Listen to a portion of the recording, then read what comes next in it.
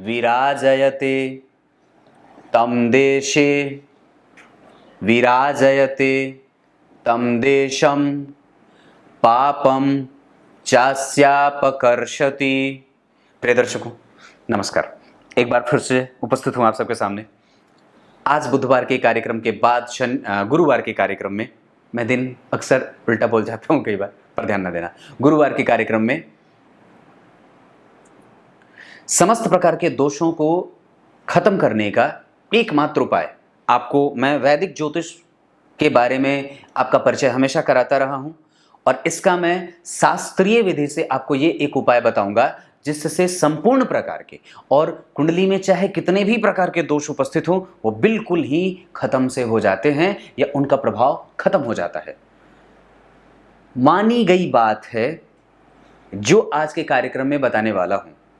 आपकी कुंडली में चाहे कितने भी प्रकार के दोष उपस्थित हों, एकमात्र उपाय कर लेने से उसको आप अपने जीवन में उतार दोगे तो निस्संदेह उससे मुक्त होने की स्थिति बन जाती है। शुरू करते हैं आज का कार्यक्रम। कहीं नहीं जाना है, बिल्कुल बन के रहिएगा। आरंभ में बोले गए श्लोक का अर्थ भी बताने वाला हूं, जिसका मतलब होता है कि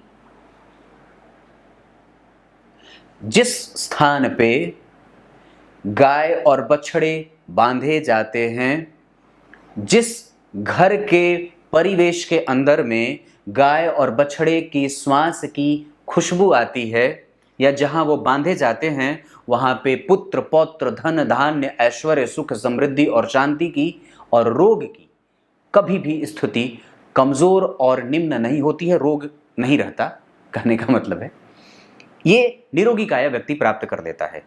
और ये बात मैंने भी अपने जीवन में देखी है, मैंने भी देखी है। आज भी मेरे गुरुजी के यहाँ जहाँ मैं रहता, जहाँ से मैंने जो है वो गुरु दीक्षा ली है, वहाँ पे अभी भी कम से कम 20-21 गाय तो यूं विराजमान है और शुद्ध देशी नस्ल की गाय, जिनके कंधे पे कुबड़ की उपस्थिति होती है जो साक्षात भगवान विष्णु के रूप में या शिवलिंग के रूप में उपस्थित होता है। शुरू करते हैं आज का कार्यक्रम। बने रहिएगा कार्यक्रम के अंतिम हिस्से तक। आज तो सब कुछ बता ही देने वाला हूं।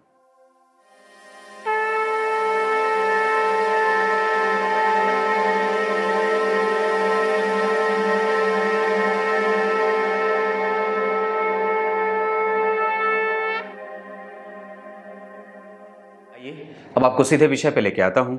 यहां मैंने बोर्ड पे लिखा है ज्योतिष में गो महिमा। मतलब अगर हम, क्योंकि एक बात बड़ी अजीब है जो शुरू में ही बता देता हूं, ज्योतिष में सिर्फ ज्योतिष ही नहीं है, इसमें तंत्र है, इसमें रत्न है, इसमें मंत्र है, इसमें यंत्र है और तब जाकर के ये ज्योतिष, ये कई प्रकार के कई विभिन्न अंगों से मिलकर के ज्योतिष का निर्माण होता है। और मैंने एक बात और भी कहनी है कि अगर आपकी कुंडली में चाहे कितने भी प्रकार के दोषों का निर्माण हो रहा हो, सबसे सस्ता और सबसे सरल उपाय है अपने घर में गाय की सेवा कर लेना। जो मैंने श्लोक बोला है उसका अर्थ भी मैंने क्या बताया कि जिस गांव में, या गांव नहीं, जिस घर में गाय की सेवा नित्य प्रतिदिन होती है या गाय बांधी जाती है अपने बछड़े के साथ, उसमें ना तो रोग कोई आए, ना कोई पितृदोष की उपस्थिति हो, ना कोई अंगारक दोष की उपस्थिति हो, ना गुरु चांडाल बने, ना कुछ न बने, कुछ न बने, कुछ न बने। समस्त प्रकार के दोषों का शमन सिर्फ और सिर्फ गाय की सेवा से हो जाती है। गाय के शरीर में जितने भी प्रकार के रासायनिक आप जो तत्व जानते हो सब उपस्थित होता है, चाहे वो यूरिया हो, फास्फेट हो, पोटेशियम हो, मैग्नीशियम हो, कैल्शियम हो, प्रोटीन हो, सब टोटल। और तब जाकर के वो हमें दुग्ध के रूप में उसका आशीर्वाद प्राप्त होता है। उसकी लार जहां गिर जाती है, अब दो बातें हैं। कुत्ते की लार अगर कहीं गिरेगी, उसका जो सलाइवा है अगर कहीं गिरेगा तो भयंकर रोग पैदा करता है चमड़े का। लेकिन अगर गाय का लार अगर गिर जाए, गाय के मुंह से जो उसकी जो लार निकलती है अगर वो गिर जाए तो वो भूमि पवित्र हो जाती है।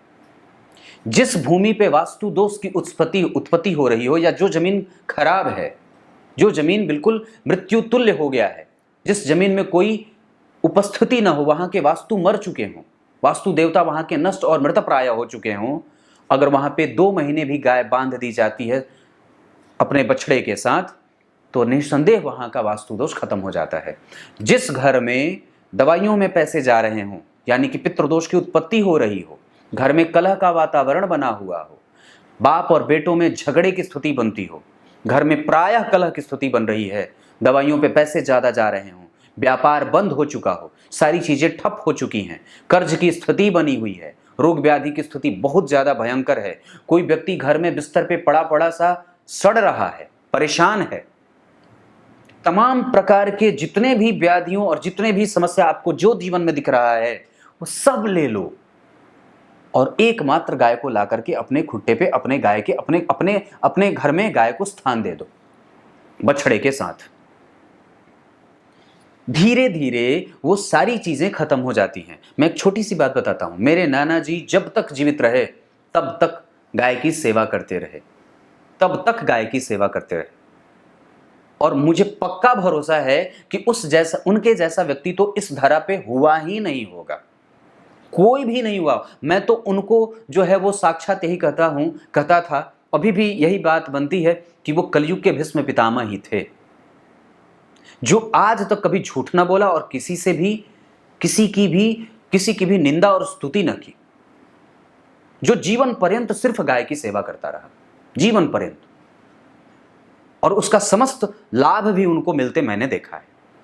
तो आज की स्थिति में मैं एक बात बताऊं, अगर आपकी कुंडली में सूर्य किसी भी प्रकार से पीड़ित हो रहे हों, शुक्र किसी भी प्रकार से पीड़ित हो रहे हों, आपको ज्योतिषी लोग बताते होंगे पता नहीं गुरु चांडाल, आपको ज्योतिषी लोग बताएंगे पता नहीं क्या क्या कितने प्रकार के दोष, सब टोटल मान लो, सब कुछ मान लो, लेकिन एकमात्र गाय के बांध लेने से अपने घर में समस्त प्रकार के दोषों का गारंटी पूर्वक यह निदान हो जाता है कि अपने घर में आप सोच के देखो आप लोग की स्थिति कितनी भयानक होने वाली है। इस हमारे भारतीय जो साम्राज्य की स्थिति है, इसकी कितनी स्थिति खराब होने वाली है आने वाले समय में कि गोवंश बिछुड़ रहा है और हमारे पास जितनी भी समस्याएं, चाहे आपको शेयर बाजार का नुकसान हुआ हो, चाहे अर्थतंत्र की हानि हुई हो, चाहे स्वास्थ्य खराब हुआ हो, बाप बेटे में मैंने तमाम तरीके का आपको जो समस्या दिख रहा है ना भाई, वो सब ले लो, सब ले लो और सबको जोड़ करके और एक आप 20-25 हजार की गाय अपने घर पे बांध लो। व्यवस्था नहीं है तो कोई आपके पास गोपालक जो आता है जिसके यहाँ से आप दूध लेते हो, कुछ ऐसे, अभी तो मैंने कई बार लोगों से बात करी है जहाँ पे एक आंध्र प्रदेश की मेरे पास कुंडली आई थी, मैंने कहा आपके आसपास जो गाय पालने वाले लोग, मैंने वो बोले कि पंडित जी यहाँ पे गाय कोई रखता ही नहीं है। दिल्ली में भी कई बार लोग कहते हैं कि पंडित जी यहाँ तो गाय मिलती ही नहीं है, देखने को नहीं मिलती। देशी गाय की बात कर रहा हूँ, जिनके माथे पे वो कुबड़ होता है और गर्दन के पास वो झालर लटकता है, वो एकदम बिल्कुल कोमल सा लटकता है, वो देशी गाय की पहचान है, शुद्ध देशी गाय। वो प्रायः जो है वो उसका संरक्षण करने के लिए हम लोगों को आगे आना चाहिए। निसंदेह गाय माता जो है वो साक्षात धरा के रूप में हमारे सामने उपस्थित हैं और इस पे आने वाले दिनों में मैं कार्यक्रम भी बनाने वाला हूं, क्योंकि मेरा काम सिर्फ और मेरा जो वो होता है वो सिर्फ YouTube पे ऐसे वीडियो बनाने का नहीं होता है कि आपको ऐसे कार्यक्रम बहुत पसंद आते होंगे जो रात भर में माला माल हो जाओ, दुर्गा पूजा में कुछ ऐसा कर दो कि लक्ष्मी बरस के कुबेर का भंडार भर जाए। कितने बेवकूफ़ बनाते हैं लोग और कितने लोग बनने वाले हैं। मैं तो कभी कभी ये सोचता हूँ कि लोग और दुनिया ये कहती है कि आजकल हम बहुत ज़्यादा बुद्धिमान और बहुत ज़्यादा पढ़े लिखे और समझदार हो गए हैं। भला है इस इंटरनेट के युग का, भला है इस इंटरनेट के युग का, जहां कम से कम हमें हमारी कमजोरियां तो दिख रही हैं, जहां हमें हमारी कमजोरियां तो दिख रही हैं कि ऐसे ऐसे कृत्य और कुकृत्य भी किए जा रहे हैं। तो ऐसी स्थिति में जहां मैंने कई बार ऐसी चीजें देखी हैं जो मैं अगर यहाँ पे बताऊं तो या फिर कहीं पे भी बताऊं, प्रत्येक प्रकार की विपरीत परिस्थिति से लड़ने की जो क्षमता होती है वो गाय अपने ऊपर ले लेती है। अगर घर के ऊपर कोई विपरीत या विकट समस्या बनने वाली है वो गाय अपने ऊपर ले लेती है। गाय माता हमारी रक्षा करती है और साक्षात मैंने भी ये देखा है, इसका सीधा सा प्रमाण मैं हूं, मैंने देखा है। ये स्थिति है। अगर आप नहीं पाल सकते, नहीं रख सकते, तो निसंदेह जो उसको पालने वाला है उसको आप आर्थिक मदद दे सकते हो। या अगर आपके कुंडली में शुक्र की स्थिति कमजोर है, देवगुरु बृहस्पति कमजोर हो रहे हों, सूर्य नीच के राशि के बैठे हों, उनका नीच भंग ना होता हो या होता भी हो, मैं तो यहां तक कहता हूं कि कई बार जो आंख मूंद करके ज्योतिष पे भरोसा करते हैं और कई बार अपने आप को बहुत बड़ा ज्योतिषी समझ लेते हैं, कई बार वो लोग ये कहते हैं, जैसे आज ही किसी से बात हो रही थी, डाल्टेनगंज की कुंडली आई थी, वो भाई साहब कह रहे थे कि मेरी कुंडली में तो गुरु और शनि ने नीच पर परिवर्तन किया है तो नीच भंग हो गया। मैंने कहा ऐसा नहीं है। नीच भंग राजयोग, परिवर्तन राजयोग, विपरीत राजयोग, ये ऐसे योग हैं जो वस्तुतः कुंडली में बनने के लिए देखे जाते हैं। देखना पड़ता है कि व्यक्ति की कुंडली में वो कितना घटित हो रहा है। ठीक उसी तरीके से आप चाहे कितने भी प्रकार के राजयोग लेकर के बैठे हो, लेकिन अगर कुंडली में सूर्य चंद्रमा जिस तरीके से परेशान और पीड़ित हो जाते हैं तो उसका फल नहीं मिलता है। ठीक उसी तरीके से कि आपकी कुंडली में चाहे कितने भी प्रकार के राजयोग और दुर्योगों का निर्माण हो रहा हो, अगर उसका फल कथन नहीं मिल रहा है, इसका मतलब है कि गाय की सेवा करनी है।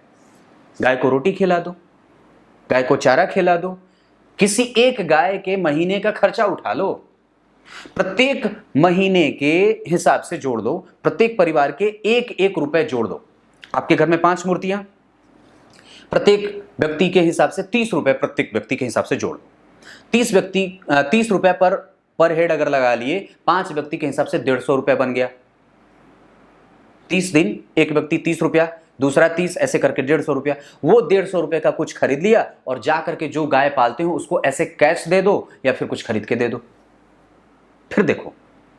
और अगर हो जाए, अब इनसे संबंधित कुछ चीजें बता देता हूं। जैसे अगर मान लो आप यात्रा पे जा रहे हो तो अपने अगर कहीं से गाय माता निकलती दिख रही हो तो उनको अपने दाहिने तरफ से पार होने देना चाहिए। मतलब अगर मैं ऐसे जा रहा हूं तो उनको ऐसे जाने दो दाहिने से, तो यात्रा सफल हो जाती है।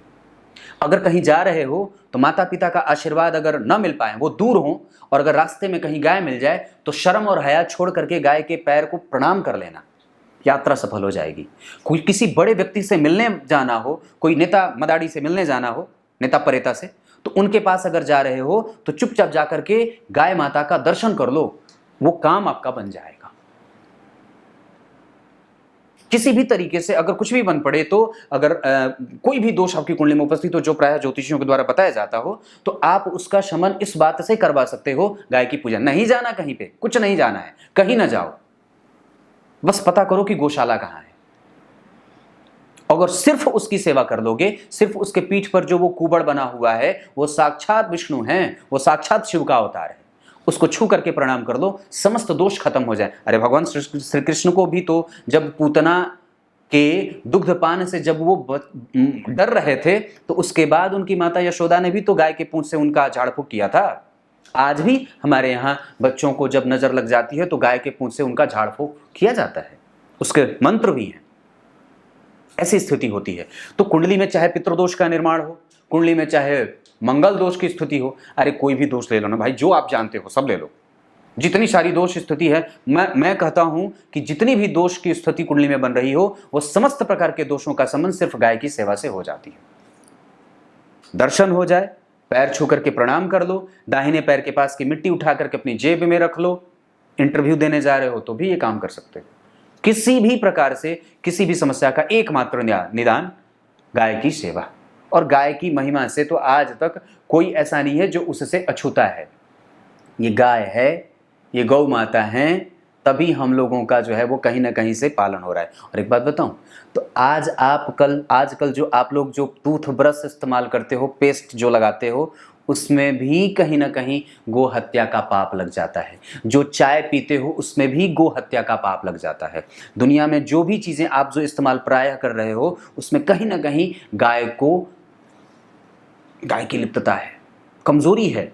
तो निस्संदेह इनको इन सब प्रकार के दोषों की मुक्ति के लिए निस्संदेह उनकी सेवा जरूरी है। वो साक्षात धरणी है, कहा जाता है वो धरणी है, और निस्संदेह उनकी सेवा बनती है। तो कर लेना, और बिल्कुल ही कर लेना।